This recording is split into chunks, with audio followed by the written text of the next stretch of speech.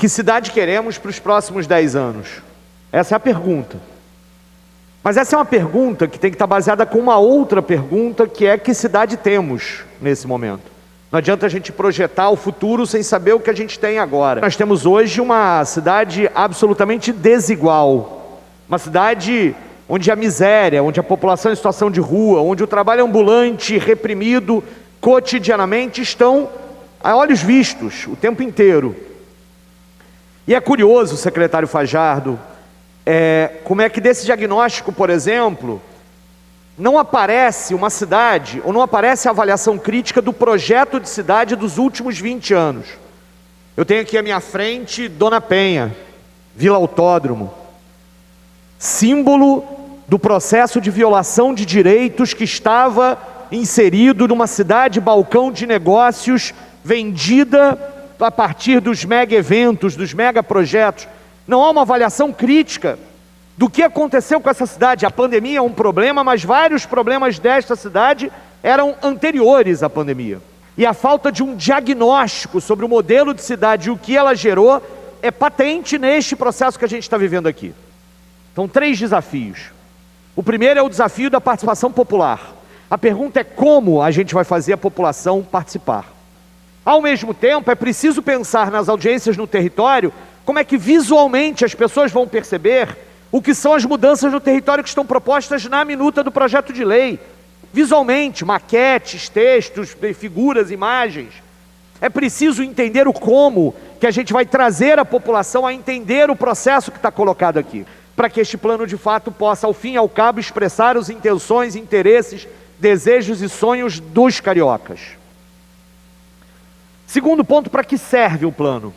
Aqui nós temos uma questão fundamental. Um plano pode ser uma grande carta de intenções bonita pra caramba, ou pode ser de fato um plano de Estado, onde um atual governo e um atual legislativo se comprometem com o futuro, se comprometem inclusive de serem cobrados com o futuro. E aí, gente, não há plano de Estado que não tenha metas. Reduzir déficit habitacional. Alguém aqui neste plenário é contra reduzir déficit habitacional? Mas qual é a meta de redução de déficit habitacional que nós vamos ter para a cidade do Rio de Janeiro? Qual é o atual? Em quanto tempo? O que vai ter daqui a 3, daqui a 5, daqui a 10 anos? A gente precisa de metas, e isso precisa estar presente. Eu quero dar um outro exemplo. A gestão de riscos e resiliências e emergências climáticas. Aí nós temos 3 objetivos relacionados a isso, 5 diretrizes e 15 ações estruturantes. Elas estão no anexo e não no texto da lei. E olha, aqui eu estou falando, por exemplo, de um problema real que Tainá citou, que outros já citaram, que é o problema da questão das enchentes, das pessoas que morrem nas emergências, dos desastres socioambientais causados por eventos climáticos extremos, que serão cada vez mais frequentes. E a gente olha, lê os objetivos, as diretrizes, as ações estruturantes e não vê compromissos concretos com relação a isso. Hoje, nesta Casa de Lei, nós vamos votar um veto do atual governo ao plano de carreira para os trabalhadores da Defesa Civil. O que isso tem a ver com o plano diretor? Tem tudo a ver. Tem tudo a ver sobre como é que essas coisas vão ser implementadas. Qual é o compromisso de reestruturação de órgãos como GeoRio, Rio Águas, Defesa Civil.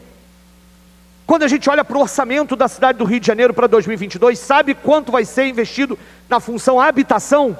0,6%. Qual é a meta de crescimento desses recursos para que a gente cumpra os desafios da habitação? Sabe quanto para o meio ambiente? Outros 0,6%.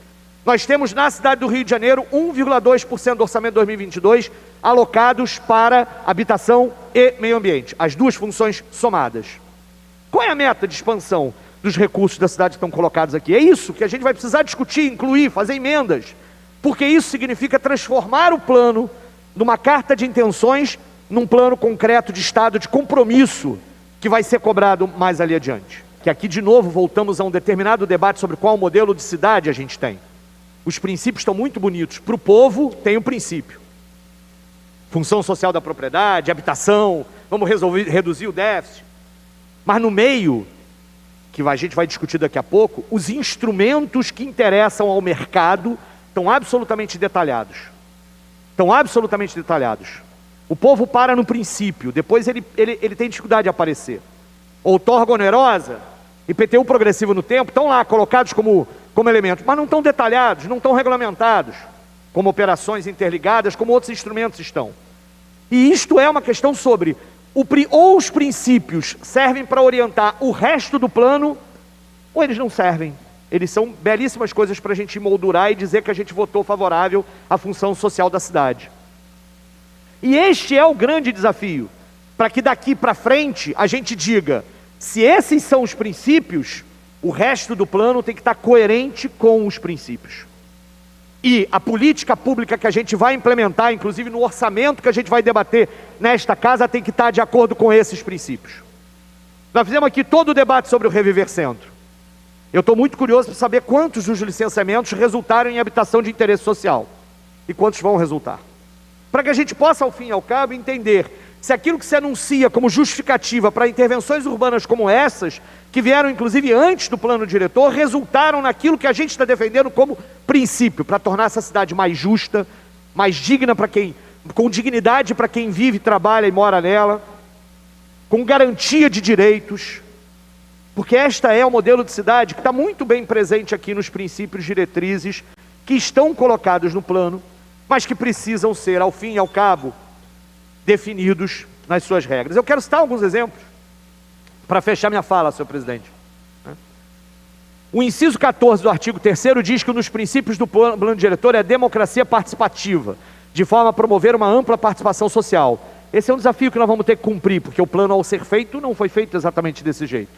O inciso 5 fala sobre função social da propriedade, e o 6 sobre a universalização do acesso à moradia regular digna. Mas o que o plano constrói em detalhes que são instrumentos que podem tornar a cidade mais desigual, aquilo que está em detalhe.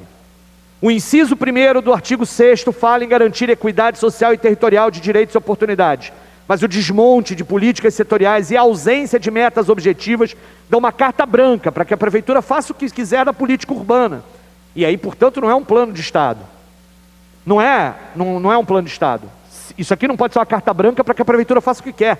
A prefeitura atual e as demais, sejam elas quais forem, precisarão se adequar às metas que estiverem no plano. Se o plano não tem meta, é uma carta branca. Nesse ponto de vista, a pergunta é: plano diretor, a quem interessa um plano diretor sem metas? A quem interessa um plano diretor onde instrumentos fundamentais para tornar a cidade menos desigual não estejam detalhados? A quem interessa? A quem, na verdade, sempre viveu muito bem com essa cidade desigual que a gente vive, a quem ganhou com essa cidade desigual que a gente vive, a esta cidade que é balcão de negócios há tanto tempo que a gente precisa mudar. Ou o plano diretor pode ser uma excelente oportunidade de mudar os rumos desta prosa, mas para isso ele precisa ser uma política de Estado, com metas claras, coerente entre o princípio e a política que anuncia.